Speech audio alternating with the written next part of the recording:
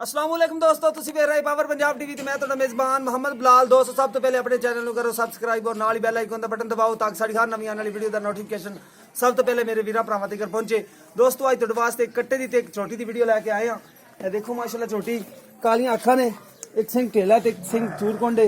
ਇਹ ਦੇਖੋ ਇਹ ਢੇਲਾ ਸਿੰਘ ਹਿਲਦਾ ਹੈ, ਵੇਖੋ ਇਹ ਜਿਹੜਾ ਹੈ ਚੂਰਕੁੰਡ ਸਿੰਘ ਹਿਲਦਾ ਨਹੀਂ ਹੈ।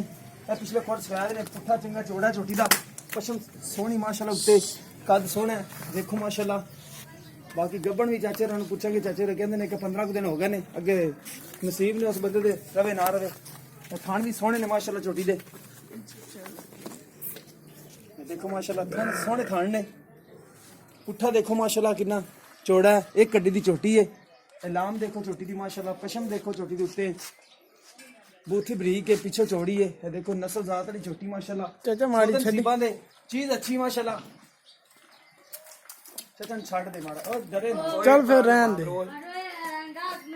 देखो दुम देखो माशाल्लाह, इधर ही काट ले रसा। ए पुछल दिखाई थल्ले लगदी होने ते मुंह चौगी ते होंदी है, चौगी होन होई चौगी है ना। हां चौगी। हां देखो पुछल भी देखो माशाल्लाह थल्ले रगड़िंदी आंदी चंगी लंबी पुछल भी माशाल्लाह। देखो माशाल्लाह बड़ी सोहनी चोटी है, सोदन सीबां ने माशाल्लाह, लेकिन चीज अच्छी माशाल्लाह। जो भी चीज है माशाल्लाह अच्छी है।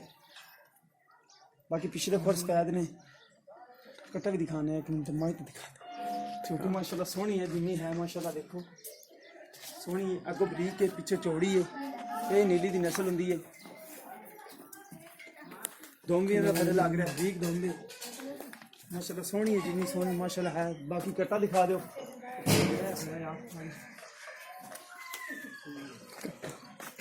देखो एक अख चिट्टी है, एक अख काली है।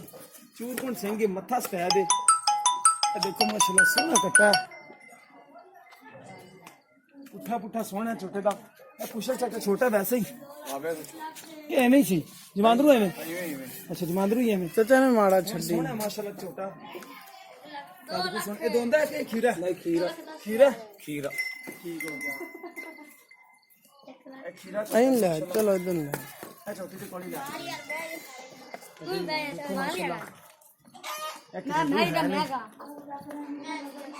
सोना पुछा छोटे दा, एक कड्डी दा छोटा। देखो माशाल्लाह बरीक छोटा है। देखो बरीक हड्डियां इंदियां बिल्कुल कट दी हड्डियां वाला है।